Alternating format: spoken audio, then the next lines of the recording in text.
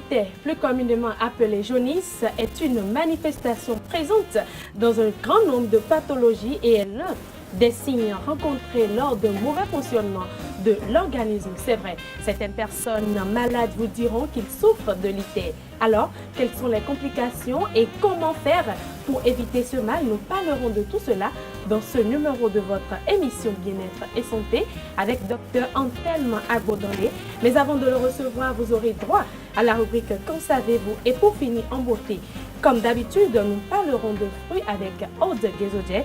Mesdames et messieurs, bonjour et bienvenue. La jaunisse, dont le nom scientifique est l'ITER, est un symptôme prenant la forme d'une coloration jaune des muqueuses, de la peau et de la conjonctive. Si vous souffrez de ce mal et que vous optez pour une guérison traditionnelle, alors je vous propose de suivre ceci.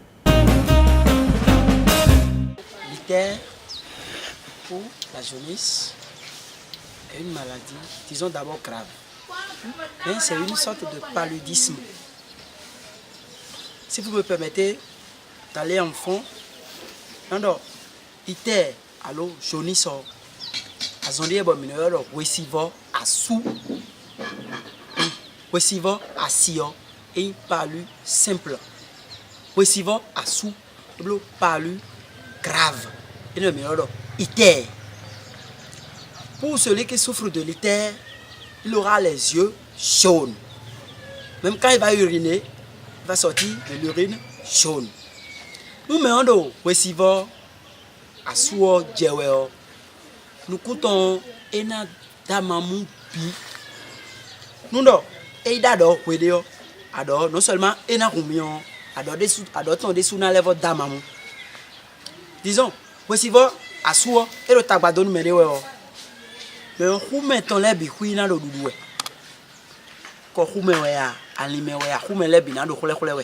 Donc, ça fait référence à une maladie qu'on appelle enfant et houdou houdou. Mais on a houdou houdou djewea. Mais nous déclencher les o. Mais bien nous nous iter déclencher. C'est pas soit déclencher maintenant nous mais bien nous combinons de jaune et de bois et dans nos vies. Et dans nos vies d'aider les. Et c'est nous de boussi ouan vivre dans nos souhaits. Renazon, mais on a dit kokuji. Maintenant j'ai kokuji. Maintenant zon de yain. Elle rena goma do tagba nous mais que gede bona rume. Nous est déclenché nous mais on bon. Nous maman remède na ben nous mais on dit une semaine pour nous grave. Ça peut la personne peut passer de vie autre part. Amasi, elle a dit le fio. Ndé blolé. Les timineurs tema. Les branches de palmier là, Tema et Ifi. Ndeti mineur, Isop, des seresi gama et Ifi. Donc, elle n'a pas jamais ama dovovo we. Enenha, blo amasigné l'one, bo amasignon kadama moi. Ça peut vous étonner. Parce que le truc n'est pas vert. Maintenant, on a donné le nom de deux différentes qui ont contribué à la fabrication de ce produit. Et nous nous dévoler gona bon couleur et déton et ouais azombo nous couleur et là va dominer donc mais on sait pas mais pourquoi mentionner là et na kondo gisi l'eau fermentée de la cassa gisi et là il est très ouémon mais na condé mais nous il met howe mais na yi gisi on talo kwemi fait le pevi lopo peropo et ouais mais on a nous mais nous nous 5 jours. Et là, pendant SED, minde. Pour y ramasser un peu de ces andios. Et ouais, mi pour les adi. Chers internautes, nous sommes rendus dans la ville de Cotonou pour recueillir l'avis de quelques citoyens pour vous sur l'ITER. C'est à travers la rubrique Qu'en savez-vous? Quand il y a le paludisme chronique, c'est ça qu'on appelle ITER. Si le paludisme dépasse les bornes, on dit que c'est l'ITER. Et l'ITER, c'est une maladie, c'est très dangereuse. C'est très dangereux parce que ça emporte rapidement les enfants. Surtout ça tue rapidement les nouveau-nés. Même si les grandes personnes, si on ne prend pas soin et, comment dirais-je, de la maladie ITER, ça dit, ça tue vite.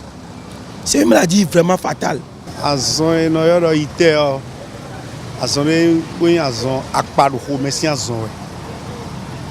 Donc az e karo peto wo nu e no dosile wea. Nu konton azon ite boyin akpadu ho mesi azon. E do wo me gbatere wo asi ilu won. Nu pe vile je koto mele o. C'est que c'est une maladie que aujourd'hui, moi je dis, même la médecine moderne n'arrive pas à s'en sortir dedans. Parce que, je vais vous dire quelque chose, aujourd'hui, les gens croient que c'est toujours les histoires de palu là qui tuent vite. Et vous allez voir, ils ont publicité partout que le palu tue vite. Moi je dis non. L'ITER, c'est une maladie qui est très très dangereuse. Très dangereuse. Et si jamais, si vous n'avez pas la chance, si ça vous attaque, vous avez des problèmes. Dans 3 jours, vous êtes parti. Dans 3 jours, vous êtes parti. Or, quant au palu, vous pouvez traiter ça durant plusieurs jours. Mais l'ITER, si ça sort rapidement, c'est bon. Il y a des remèdes qu'il faut faire. Et moi, je dis aussi bien, auparavant, au temps de nos aïeux, il y a des feuilles que moi je connais très bien. Et facilement, vous prenez de matin au soir, c'est parti. Et pour avoir plus de compréhension et d'éclaircissement sur la jaunisse, nous recevons pour vous aujourd'hui Dr Anthem Agbodanlé, médecin interniste dans un hôpital de la place. Mais avant, installons-le. Dr Anthem Agbodanlé, bonjour. Bonjour Madame Kadé. Vous êtes médecin interniste dans un hôpital de la place, c'est bien sûr cela? Bien sûr, absolument. Bienvenue chez nous. Merci. D'entrée de jeu, docteur, dites-nous, c'est quoi l'ITER? L'ITER, comme vous l'avez dit tantôt, c'est une coloration jaune de la peau, pour parler simplement, et des muqueuses. Muqueuses au niveau des yeux, il y a des muqueuses. Au niveau de la bouche, il y a des muqueuses. Et une coloration jaune de ces muqueuses et de la peau par quoi? Par ce qu'on appelle la bilirubine. La bilirubine elle-même, qui est un élément physiologique de l'organisme, produit par la dégradation des globules rouges, et ce qu'on appelle les hématies. Et ces globules rouges, comme vous savez, ils ont une durée de vie, en moyenne 120 jours. Et quand les globules rouges vieillissent, ces globules rouges sont détruits au niveau de la rate, qui est un organe de notre corps qui a pour rôle de recycler un peu, de détruire ces globules rouges et pour que la moelle épinière puisse renouveler. Et lorsque les globules rouges sont détruits de façon normale, physiologique, il y a des produits, des déchets. Et au nombre de ces déchets, il y a ce qu'on appelle bilirubine qui, quand c'est produit, ce n'est pas encore soluble pour être éliminé. Donc, il faut que ces bilirubines soient transportées par l'albumine vers le foie. Et au niveau du foie, cette bilirubine est transformée en bilirubine conjuguée. Ça veut dire que la bilirubine qui est libre dans le sang, qui vient d'être produite, est libre et n'est pas conjuguée, donc n'est pas soluble. Donc, une fois rendue soluble par des réactions enzymatiques au niveau du foie, cette bilirubine va emprunter ce qu'on appelle les voies biliaires. Et c'est ça qui constitue la bile, le liquide, qui a 2 rôles. Dans la bile, on a les déchets divers qui vont être éliminés, colorés, les sels, etc. Mais aussi la bile nous permet de digérer les graisses. Donc la bilirubine est un élément fondamental qui constitue cette bile-là et qui est éliminée de façon physiologique. Donc il y a ictère lorsque cette bilirubine, quelle que soit la forme, que ce soit libre ou conjuguée, s'accumule anormalement dans l'organisme. Voilà, je venais de dire tantôt que vous êtes médecin interniste dans un hôpital de la place. Alors, c'est qui le médecin interniste, docteur? Je vous aurais posé la question si vous ne l'avez pas posée, parce que c'est une discipline, une spécialité médicale qui est très mal connue, alors que ça ne devrait pas. En réalité, quand on dit cardiologue, on sait qu'il s'occupe, c'est le spécialiste du cœur. Oui. Quand on dit hépatogastro-entérologue, lui, il est le spécialiste du foie, donc s'occupe des maladies du foie. Et lorsque la maladie est complexe et ne touche pas un seul organe et est compliqué, on ne sait pas quel spécialiste va prendre en charge. Donc, l'interniste, c'est le spécialiste de l'organisme en entier. Et pour faire simple, c'est un peu, et il représente chez l'adulte ce que le pédiatre est chez l'enfant. Donc, c'est le spécialiste de l'homme, de l'adulte. Oui. Voilà. Alors, si nous revenons à la maladie dont nous sommes en train de parler aujourd'hui, je veux parler de l'ITER en un mot. Alors, dites-nous, existe-t-il plusieurs formes de jaunisse? Sinon, quelles sont les formes de jaunisse qui existent? Absolument. Vous comprenez que l'ictère en lui-même n'est pas encore une maladie. C'est un signe voilà, de maladie. Donc déjà, comme je vous ai expliqué dans le mécanisme de constitution de l'ictère, il y a deux groupes d'ictères. Il y a les ictères dans lesquels la bilirubine n'est pas conjuguée et l'ictère qui a des bilirubines conjuguées, pour faire simple pour les internautes. L'ictère à bilirubine libre, c'est du fait que la bilirubine qui vient d'être produite est produite peut-être de façon exagérée. Et le foie, ça dépasse les capacités du foie à rendre ça soluble. Donc, de bilirubine va s'accumuler anormalement dans le sang. C'est le cas au cours des hémolyses par essai, c'est-à-dire quand il y a une destruction exagérée et des globules rouges et que la rate transforme ça de façon exagérée en bilirubine, alors que le foie a une capacité donnée. Quand vous avez une usine, l'usine a sa capacité journalière. Oui. Donc, si la quantité de bilirubine produite est exagérée du fait de l'hémolyse exagérée, ou c'est-à-dire de la destruction exagérée des globules rouges, ça va dépasser les capacités de conjugaison au niveau du foie et donc bilirubine, ça va s'accumuler. Ça se voit dans certaines maladies, on va en revenir plus tard. L'autre forme d'ictère, pour faire gros et simple aussi, c'est, comme je l'ai dit tantôt, lorsque la bilirubine est rendue soluble, ça doit être coulé par les canaux biliaires et aller dans l'intestin. Oui.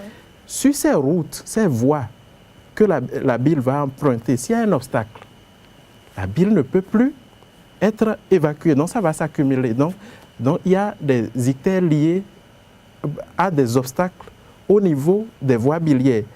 Un exemple simple, c'est lorsqu'il y a ce qu'on appelle des calculs biliaires, donc de petites pierres qui se forment anormalement et qui bloquent au niveau la voie biliaire, la bile va s'accumuler et l'ictère qui est déjà conjugué va refluer dans le sang et dans ce cas, on aura un ictère à bilirubine conjuguée. Donc les problématiques, c'est différent de l'autre type d'ictère.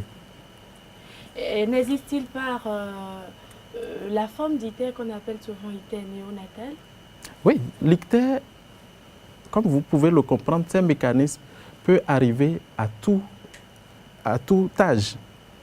Par contre, il y a une spécificité, c'est mieux qu'un pédiatre en parle, mais il y a la spécificité de l'ictère qu'on appelle ictère néonatal, c'est-à-dire du nouveau-né. Le nouveau-né, c'est entre 0 et 21 jours, et 28 jours, je voudrais dire. Le plus souvent, c'est lié à ce qu'on appelle une incompatibilité entre le fœtus, son groupe, et la mère, le groupe sanguin de la mère. Et ce qui fait qu'il y a des anticorps qui sont produits de façon anormale et dirigés contre les globules rouges de l'enfant et ça va être détruit. Mais il y a bien sûr d'autres causes d'ictère dans la période néonatale. On va parcourir les causes d'ictère dès qu'on... Nous allons certainement revenir là. Alors, docteur Ontel, dites-nous, l'ictère est-elle souvent constatée chez l'enfant ou chez l'adulte plutôt? C'est constaté à tout âge, comme je viens de le dire. Vous pouvez constater l'ictère chez l'enfant, comme vous pouvez constater l'ictère chez l'adulte. Il n'y a pas de différence d'âge. Alors là, en un mot, vous dites que toute personne peut constater, sujet justement, peut être sujet, comme vous le dites, de l'ictère en un mot. Absolument. Absolument. Ok, oui. D'accord. Docteur, parlez-nous alors des causes de l'ictère. Voilà. Pour parler des causes de l'ictère, on va toujours se référer à la physiopathologie. J'avais dit, pour faire simple, deux groupes de mécanismes. Le premier mécanisme, ce sont les ictères par excès de destruction de globules blancs, de globules rouges. D'accord? La première cause, souvent, c'est des causes qu'on appelle constitutionnelles, liées à des défauts déjà du type de globule que vous avez. Par exemple, le plus fréquent que nous connaissons, c'est la drépanocytose. On sait que la drépanocytose est un gros problème en Afrique. En Afrique noire, ça atteint plus de 50 millions de personnes par an et c'est lié à une anomalie constitutionnelle de l'hémoglobine. Et cette hémoglobine, puisqu'il y a cette anomalie, l'hémoglobine n'est plus apte dans les situations où ça manque d'oxygène, ça se transforme. Et au lieu d'avoir la forme ronde parfaite pour circuler, et je veux parler du globule rouge, pour circuler dans les petits vaisseaux, ça va se transformer en ce qu'on a sous forme de fossiles qu'on utilise pour labourer de façon incurvée comme ça. Et ça bouche les petits vaisseaux, ce qui peut être à l'origine de ce qu'on appelle ischémie. Et là où c'est bouché, le sang n'arrive plus à circuler, ce qui va être à l'origine de douleurs, etc. Et c'est une maladie grave qui peut tuer. Donc, comme ces globules rouges sont anormaux, et la rate est obligée de les détruire de façon exagérée, parce que l'organisme est réglementé de telle manière que ce qui est anomalie est détruit. Donc, là, il y a une hyperhémolyse, donc il y aura de l'ictère dans cette situation. L'autre cause, et toujours sur le plan constitutionnel, qui est fréquent chez nous, c'est ce qu'on appelle le déficit en G6PD. Et c'est une enzyme qui fait que, dans certaines conditions, notre globule ne va pas subir une destruction. Et quand cette enzyme manque, dans ces conditions, certains médicaments, certains aliments, des médicaments tels que vous prenez la quinine, ça peut produire, alors que vous n'avez pas encore le palu, ça peut produire une destruction des globules rouges, d'accord, dans cette forme de maladie. Et donc, vous aurez de l'ictère. Et généralement, cette maladie-là atteint les sujets garçons, les hommes. Et souvent, quand la période d'hémolyse arrive, ils font des urines qu'on appelle les urines qui ont la couleur de Coca-Cola, des urines foncées. D'accord? Donc, ça peut absolument donner cela. Je m'en tiens à ça pour cette forme. Toujours dans les causes d'hyperhémolyse, on a les causes qui sont des agressions de l'organisme, comme les infections. Voilà. Et en tête, dans notre contexte, on a le paludisme. Le paludisme, lorsque le taux puisque dans le paludisme, le parasite, on appelle parasite, va parasiter le globule rouge et va conduire à l'éclatement de ces globules rouges. Donc, imaginez qu'il y ait une quantité massive de parasites qui est parasité les globules rouges. Quand ça va s'éclater aussi de façon massive. Donc le paludisme, dans ce cas, avec une hyperparasitémie, peut être à l'origine d'une destruction massive de globules rouges, donc hémolyse et ictère. On est d'accord? Donc c'est une forme de paludisme. Mais aussi il y a d'autres infections et d'autres causes qui sont beaucoup plus complexes. Je ne vais pas ennuyer l'internaute avec cela. Là, nous venons de fermer la page des ictères par essai d'hémolyse. Quant aux ictères liés à une sorte d'obstacle sur la voie biliaire, le premier exemple que j'avais donné, lorsqu'il y a une constitution de calcul, une petite pierre qui bouche la voie biliaire, vous pouvez avoir d'ictères. Il peut y avoir des tumeurs, des cancers qui peuvent se former et boucher d'une certaine manière, puisque la voie biliaire, vous voyez, ça passe au niveau du pancréas et va boucher au niveau de l'intestin par un orifice, qu'on appelle l'ampoule de Vater. Un cancer peut se développer soit au niveau du pancréas et comprimer la voie biliaire et vous aurez d'ictère. Une tumeur peut se former au niveau de l'ampoule de Vater et vous avez d'ictère. Un cancer peut concerner aussi la voie biliaire elle-même, le tuyau est bouché. Et dans ces cas, les ictères par obstacle, ça s'accompagne souvent de démangeaisons, de prueries, parce qu'il n'y a pas que la bilirubine qui a reflué. Il y a les sels, les pigments biliaires qui, quand ça se dépose sur la peau, ça gratte énormément. Donc, on appelle on parle d'ictère par cholestase. Et comme l'ictère, dans cette forme d'ictère, il n'y a plus la bilirubine qui va colorer les selles, le médecin qui est informé, c'est que les selles, en ce moment, seront décolorées. Donc vous voyez qu'il ne s'agit pas de parler d'ictère pour parler d'ictère. D'accord? Il faut maîtriser ce que c'est devant un cas d'ictère. Il y a une démarche absolument rigoureuse à faire pour savoir ce que c'est. En dehors de ça, il y a aussi, de ces deux causes, il y a aussi les ictères par hépatite. On est d'accord? Et l'hépatite, ça peut être... Toutes sortes d'hépatites. Toutes sortes d'hépatites. Et quand vous avez un gros problème au niveau du foie, puisqu'on a dit que c'est le foie qui va rendre soluble la bilirubine, c'est le foie qui va se charger du transport. S'il est malade, il va provoquer d'ictère, puisque soit la bilirubine n'est pas suffisamment conjuguée pour sortir, soit la sortie est impossible parce que c'est bloqué au niveau donc, du foie. Hein, d'accord, donc il y a les hépatites virales, il y a les hépatites toxiques, parce que nous ingérons des tisanes, etc., sans savoir l'effet sur l'organisme. Donc si je provoque l'ictère, une hépatite, par le fait de consommer une tisane que je ne maîtrise pas, je peux aussi provoquer d'ictère. Et si, au cours de l'ictère, je mets donc des tisanes que je ne maîtrise pas, j'aggrave l'ictère parce que je ne donne plus la capacité au foie de résoudre le problème. Alors, docteur, avant de revenir sur la conséquence, sinon les conséquences de ce mal, dites-nous, quelles sont vos appréciations par rapport aux deux éléments que nous venons de suivre? Au vu de ces éléments, la deuxième impression que j'ai, c'est que absolument, c'est important qu'on explique et qu'on éduque la population pour qu'elle ait une meilleure compréhension de certaines maladies, en l'occurrence l'ictère, pour pouvoir aller absolument rapidement à l'hôpital en cas d'ictère. Alors, que dites-vous de l'intervention des citoyens par rapport à la rubrique « Comme savez-vous » ? Oui, c'est ce que je viens de dire. Il y a des erreurs qui se sont glissées dans la compréhension des pathologies par la population. Évidemment, ce n'est pas leur faute. On confond très souvent le paludisme à l'ictère. Oui. Et on fait sa petite cuisine à la maison, alors que le temps qu'on perd à faire cela... Vous voulez parler de l'automédication? De l'automédication, absolument. Et le temps qu'on perd à faire cela, on aggrave la maladie et on est la source en réalité des décès. On a beau accuser le personnel de santé, mais il faut déjà venir très tôt à l'hôpital. Pour se faire soigner. Alors, dites-nous, docteur, quelles sont les manifestations de ce mal? L'ictère, c'est très simple. C'est une coloration jaune. Quand quelqu'un a l'ictère, ses yeux, ça devient jaune.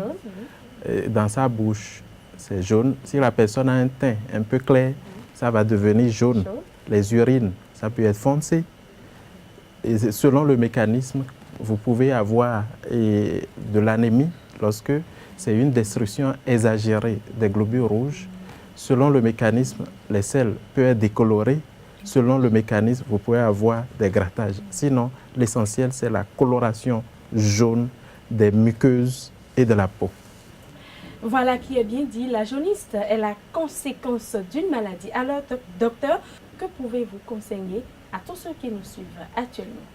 Si je dois conseiller à tous ceux qui nous suivent actuellement, ce que je peux conseiller, c'est que l'automédication à la maison, ce n'est absolument pas bon. Et quand vous avez l'ictère, c'est un signe de maladie grave. Toutes les maladies que j'ai citées sont graves. Il faut courir pour aller à l'hôpital, demander les conseils d'un médecin qui va vous orienter selon le spécialiste en cause, dans l'étiologie, la cause même de l'ictère que vous avez, et que l'ictère ce n'est pas la maladie encore, c'est le signe de maladie qu'il faut faire une démarche pour savoir absolument quelle maladie c'est avant de se mettre à traiter. Alors, docteur, rapidement, avant de finir, dites-nous, quelqu'un qui souffre de l'ictère et qui a envie de se faire guérir, quelle est la procédure à adopter? La première chose, c'est déjà de consulter le médecin qui est le plus proche de là où vous habitez. Tout médecin est normalement formé pour commencer la démarche devant un ictère. Et selon les niveaux de gravité, le médecin va référer au spécialiste qui est à même de prendre en charge la cause qui est en dessous. Donc, s'il faut conseiller quelque chose, c'est se rendre très rapidement à l'hôpital.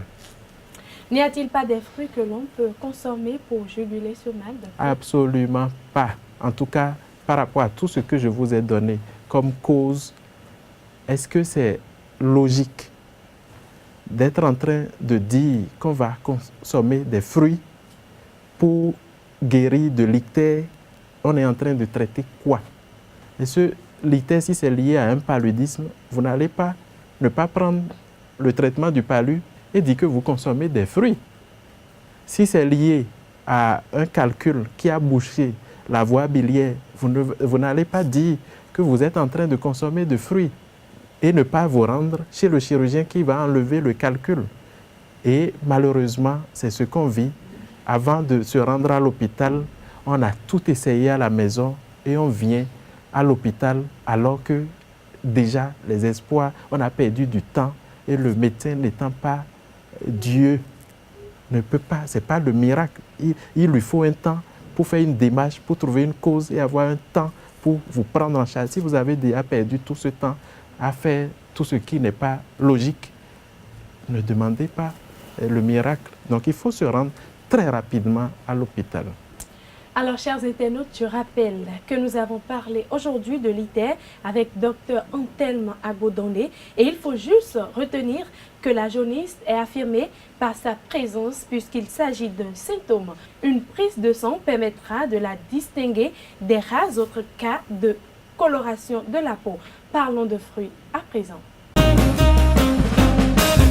Aude Guézodia, bonjour. Bonjour Tatiana. Vous nous parlez de quel fruit aujourd'hui? Du melon. Alors, place à vous. Le melon est un fruit constitué à 90% d'eau. Il est riche en plusieurs types de minéraux et d'oligo-éléments. Le potassium donne avec un apport de 300 mg au 100 g. Ces fibres sont particulièrement efficaces pour accélérer le transit intestinal. Outre la mangue et l'abricot, le melon est le fruit qui fournit plus de provitamine A.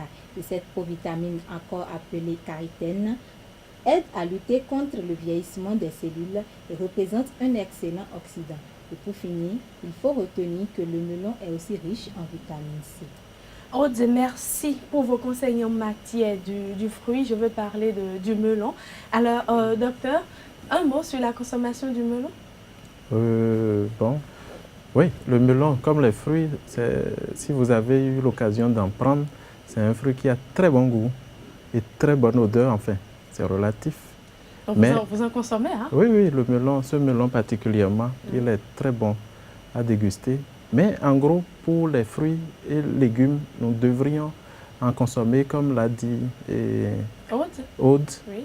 Il y a beaucoup d'éléments importants pour l'organisme que ces fruits nous apportent et qu'on ne peut pas trouver ailleurs. Donc nous devrions avoir l'habitude de consommer suffisamment de fruits et dans notre culture, et dans nos pays, ici en Afrique, nous avons beaucoup de fruits qui ont de très bons constituants et qu'il faut qu'on s'habitue à consommer. Voilà qui est bien dit, Dr Antelme Agbodandé. Merci à vous d'être passé sur ce plateau. Mesdames et messieurs, c'est la fin de cette émission que je vous remercie d'avoir suivi. Et n'oubliez pas qu'une bonne santé et des forces soutenues sont de vrais trésors. Au revoir et prenez grand soin de vous.